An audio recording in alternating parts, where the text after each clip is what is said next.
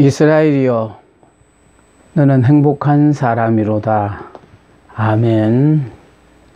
오늘은 요한복음 1장 24절과 사도행전 9장 10절로 19절의 말씀을 통하여 한 알의 미일이 된 아나니아라는 제목으로 은혜를 받고자 합니다. 아나니아는 주님의 무명의 제자입니다. 그는 자신만이 변하는데 전력을 투구했고 때가 되어서 자기 사명을 온전히 감당한, 그러니까 애써 자기를 드러내려고 하지 않고 오로지 자신만이 변하는 것이 자기가 할 일이라고 생각하고 전력을 투구했고 드디어 때가 되어 자기 사명을 온전히 감당한 사람입니다.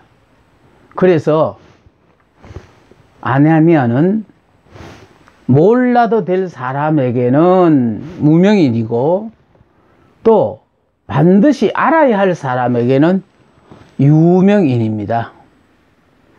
그에 반해서 이쪽에 있는 사울은 악하기로 유명한 사람이에요. 그래서 여기에 선하게 살아도 무명인이 있는가 하면은 또 악하게 살아도 무명인이 있고요. 오늘 주인공격인 이 사울은 악하기로 유명한 사울이에요.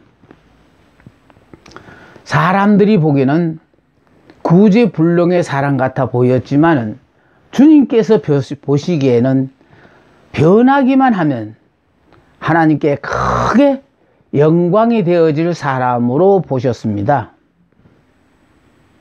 나중에 율법의 사람이 사랑의 사도로 변했죠. 우리가 생각하기에는 문제가 많은 사람일수록 하나님께서는 일거리가 많아서 좋아하십니다. 네 번째로요, 선하기로 유명한 사람이 있는데 이 사람은 변하면은 당사자 그 사람만 유명해집니다. 자, 율법으로 사는 자에게는 사울이 유명인이었고요, 은혜로 사는 자에게는 사울이 무명인이었습니다. 왜냐하면은 율법의 시대에는 사울이 유명인이었지만은 은혜로 사는 시대에는 사울은 무명인이었어요. 오늘 이 본문을 통해서 본문에서 주시는 귀한 교훈을 생각해 보고자 합니다. 아나니아는 무명의 주님의 제자입니다. 주님은 항상 일꾼들을 붙잡고 쓰실 때에 지극히 작은 자를 붙잡고 쓰셨어요. 다시 말해서 세상적으로 잘나고 똑똑한 사람을 붙잡고 쓰신 것이 아니라 못나고 부족하고 어리고 그러니까 허물이 많은 사람들을 하나님은 붙잡고 쓰셨다는 것입니다.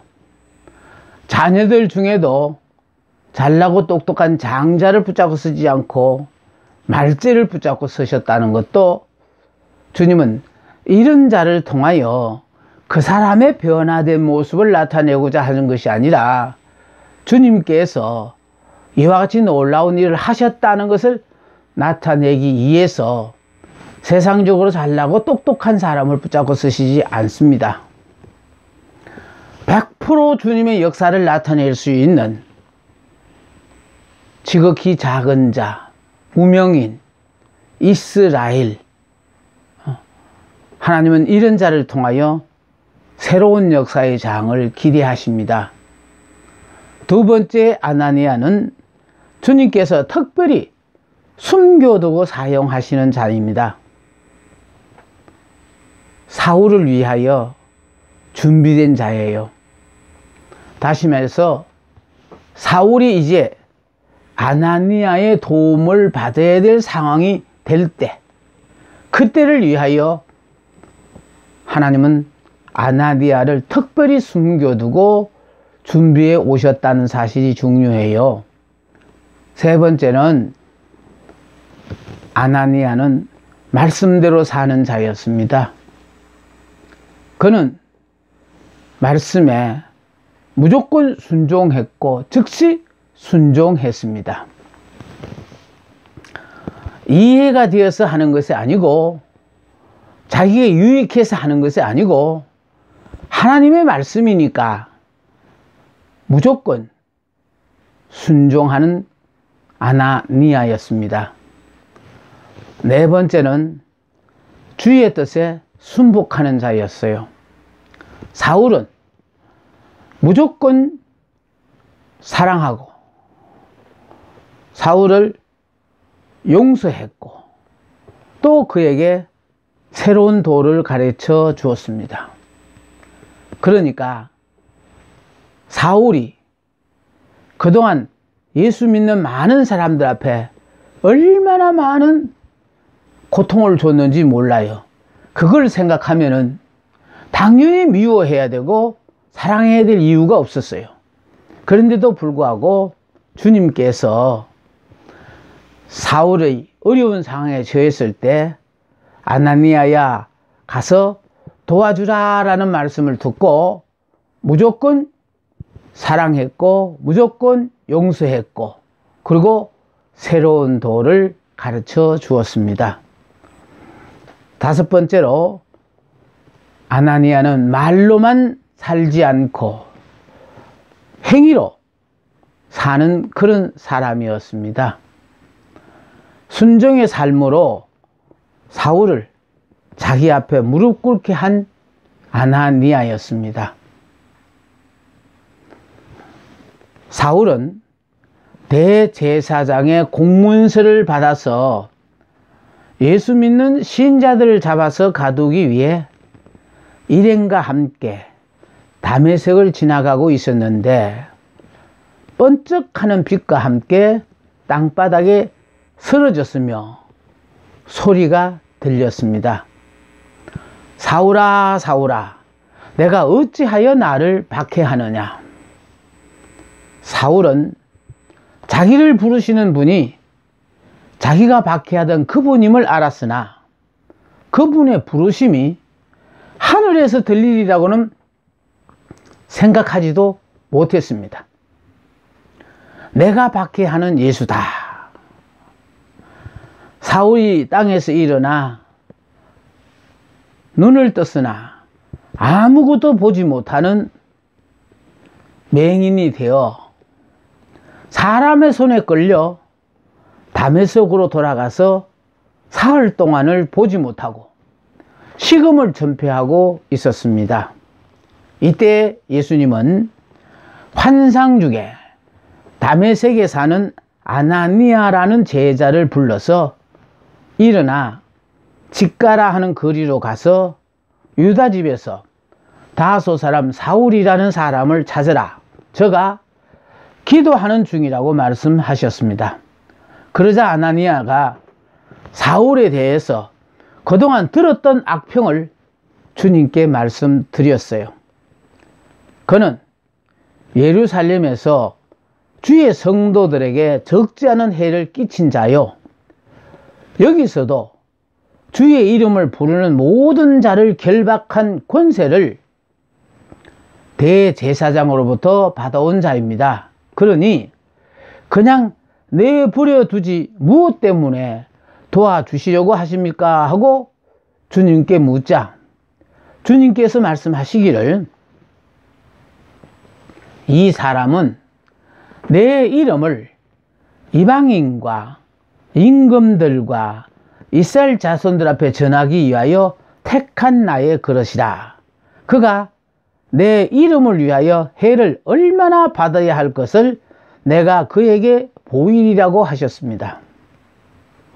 아나니아는 사울의 과거에 대해서 이야기를 했고 주님께서는 사울이 주님 안에서 변하여 앞으로 해야 할 미래를 이야기하신 것입니다.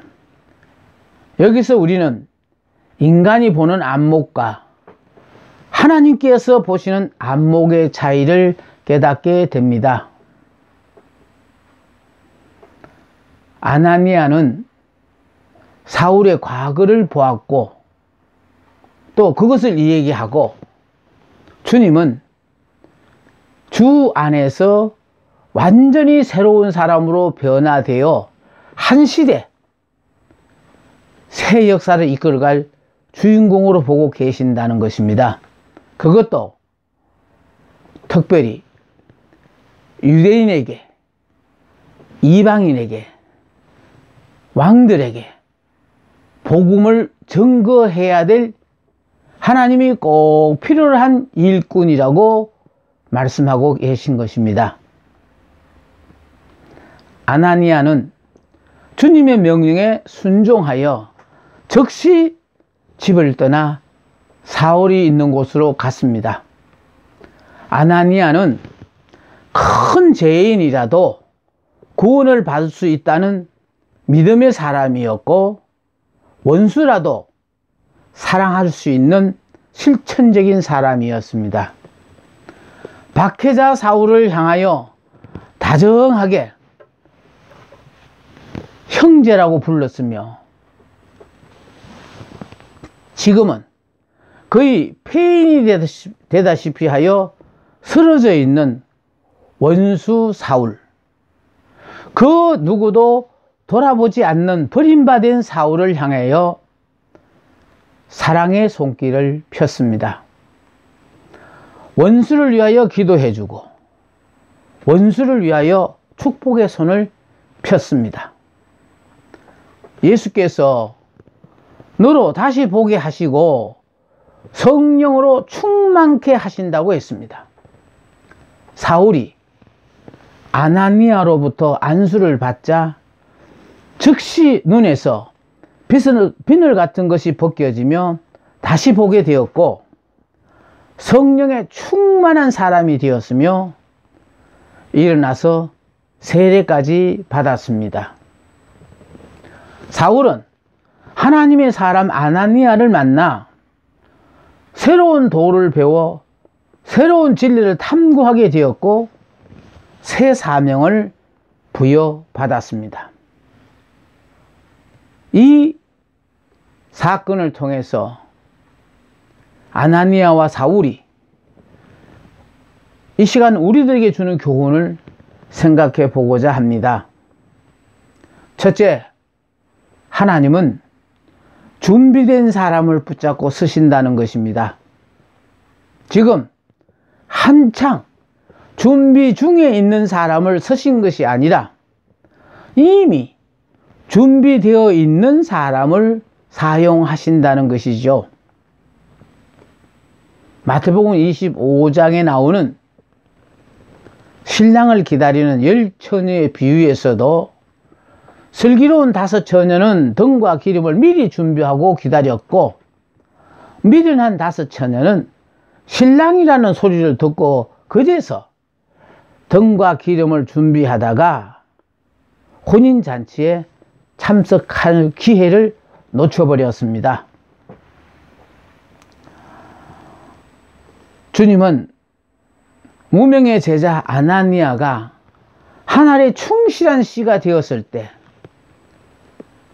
그를 불러서 사울을 찾아가 도움을 주게 했는데, 사울이 아나니아라는 무명의 제자를 만났기 때문에 기독교 안에 들어오게 되었고, 기독교 안에서 율법에서는 죽고 은혜로 사는 새로운 삶이 시작되었습니다. 죄는 인간이 지어 죽을 수밖에 없는데, 그 죄를 용서해 주시기 위해서 하나님께서 우리를 대신하여 죽어주심으로 죄 문제를 해결해 주신 것을 우리가 깨달았다면, 잘못은 상대가 했는데도 불구하고 상대의 잘못을 듣고 용서해 주기 위해서 내가 죽어서 기억에서 지워버리는 새로운 도를 지식으로 납득시킨 것이 아니라 행위를 통해서 직접 보여주었고 가르쳐 주었습니다. 아나니아는 사울을 위하여 하나님께서 예비하신 사람입니다. 우리는 누구를 위하여 예비된 사람일까요? 내가 죽어야만 하나님께서 나를 통하여 영광을 받으십니다. 아나니아가 자기의 생각을 버리고 주님의 생각을 받아들임으로 말미암아 오늘의 바울이 존재하게 된 것입니다. 뿐만 아니라 다메섹에서의 부활의 주님을 만남으로 지금까지 율법으로 살았던 사울은 죽었고 이제 새로운 도를 배움으로 은혜의 사람, 아니 정확하게 말해서 나는 죽고 예수로 사는 사람으로 변하여 오로지 예수만을 위하여 사는 사람으로 변했다는 것입니다.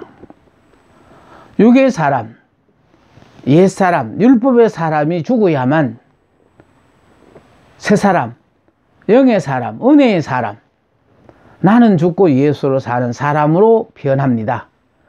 본인이 알아서 스스로 죽지 않으면 하나님께서는 강제적으로 죽이십니다. 주 안에서 내가 죽는 것만이 내가 영원히 사는 길이요 영원히 잘되는 길이기 때문입니다. 아직도 자아를 십자가에 처리하지 못한 육의 사람은 자기 중심적으로 살다가 보니 하나님의 영광을 나타내지 못하고 삽니다. 우리는 예수를 믿는 순간에 예수 안에서 옛사람은 죽고 새사람으로 태어났다는 것을 기억하시기 바랍니다. 세 번째, 율법은 살아있는 사람을 죽이고 은혜는 죽어가는 사람도 살릴 수 있습니다. 왜냐하면 율법의 마지막이 십자가의 죽음이고 율법에서 죽을 때 드디어 은혜의 시대가 열리게 됩니다. 내가 아직도 육의 사람, 율법의 사람으로 살기 때문에 다른 사람의 잘못을 보게 되고 잘못을 볼 때마다 다른 사람을 정죄하여 죽이지만 은혜는 모든 허물을 덮고 용서하여 죽어가는 사람을 살릴 뿐 아니라 그 사람에게 꿈과 희망을 주어 새로운 삶을 살도록 허락합니다. 율법의 사람은 때문에 사랑을 하고 은혜의 사람은 불구하고도의 사랑을 하는 것입니다. 네 번째, 율법은 친구를 원수로 만들고 은혜는 원수를 친구로 만듭니다. 내가 율법으로 살 때는 나의 친구가 천지 원수로 여겨지나 내가 은혜의 사람이 되면 한순간에 내가 골랐다면 절대로 만날 수 없는 좋은 친구로 보입니다. 율법에서 죽어야 하는 사람이 아직도 율법으로 살고 있으니까 하나님은 환경을 통하여 계속하여 죽으라고 몰아붙입니다. 아니, 죽으라는 것이 아니라 너는 예수를 믿을 때 예수 안에서 율법의 사람이 죽었고 예수 안에서 은혜의 사람이 되었다는 것을 왜 모르느냐는 것이지요. 우리가 성령의 도우심을 잊기만 하면은 이런 사실들을 깨닫게 되어집니다. 다섯 번째, 무명인도 때가 되면은 유명해질 수 있다는 것이죠. 때도 두 종류가 있습니다. 내가 바라는 때가 있는가 하면은 하나님께서 나를 통하여 역사를 나타내기 위하여 준비하신 때입니다. 역사는 내가 주관하는 것이 아니라 하나님께서 주관하시기 때문입니다. 세월이 바뀌면 음지가 양지가 될 수 있습니다. 율법의 시대에는 사울이 유명했지만 은혜의 시대에는 아나니아가 유명한 사람이 되었습니다. 여섯 번째, 씨앗이 충실할 때 열매도 충실한 것으로 맺습니다. 아나니아가 나는 죽고 예수로 사는 사람이었기 때문에 악명 높은 사울도 변화시킬 수 있었습니다. 아나니아는 자기는 간 곳 없고 오로지 예수만 나타내기 위해 원수 같은 사울도 형제라고 부르며 다가가서 그리스도의 사랑을 아낌없이 쏟아 부었습니다. 일곱 번째, 한 사람의 변화는 새 역사의 시작을 말합니다. 하나님 편에서는 아나니아가 변한 것이나 악명 높은 사울의 변화도 같은 차원으로 이해하지만 사람들의 입장에서는 아나니아보다 사울의 변화를 더욱 비중 있게 봅니다. 그만큼 악명 높은 사람이 변했으니 사람들의 관심도가 클 수밖에 없지요. 영원히 유대 지역의 한 민족적 종교로 남았을 뻔하였던 기독교가 오늘날 세계적인 종교로 발돋움할 수 있었던 것은 율법의 사람 사울이 변하여 은혜의 사람 바울로 변함으로 기독교를 박해하던 자가 전도자가 되었고 변했기 때문에 기독교 변정학을 수립하였으며 또 로마 시민권을 가진 유대인 바울로 말미암아 하나님께서 유대인과 이방인을 함께 얻을 수 있게 되었습니다. 여덟 번째, 전문가만이 역량을 나타낼 수 있습니다. 나를 필요로 하는 자에게 유명해지기 위해서라도 우리는 전문가가 되어야 합니다. 아나니아는 하나님 앞에서는 유명한 자였으나 불신자들 앞에서는 무명한 자였습니다. 아홉 번째, 내가 만나야 될 그 사람을 위해서 우리는 주어진 상황에 최선을 다해야 합니다. 룻이 시어머니를 모시고 고향 땅 베들레헴으로 돌아와서 생계를 위해 이삭을 줍는 일을 했는데 우연히 이른 곳이 보아스의 밭이었습니다. 룻이 보아스의 밭으로 가서 일하게 되었고 부자요 친족인 보아스를 만났기 때문에 결국은 보아스와 결혼하여 오벳을 낳았고 오벳은 이새를 낳았으며 이새는 다윗을 낳았어 이방 여인 룻이 다윗의 청조모가 되었습니다. 다윗은 우연히 아버지 심부름으로 전쟁터를 방문했다가 골리앗의 만용을 보았으며 골리앗 앞에 숨을 죽이고 벌벌 떨고 있는 사울왕을 비롯한 이스라엘 군대의 나약함을 보고 의분을 느꼈습니다.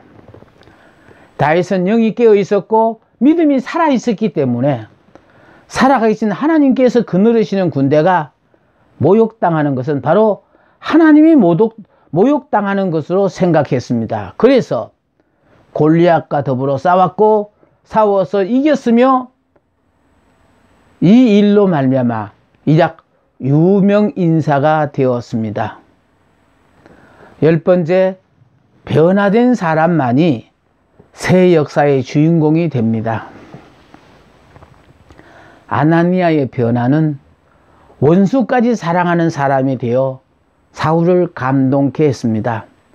아나니아의 감동을 받은 사울은 나중에 바울로 변화를 받아 모든 믿는 자들의 본을 보여주는 사람이 되었습니다. 11번째, 그리스도인은 자신을 위해 살지 않고 오로지 주님만을 위해 살아야 합니다.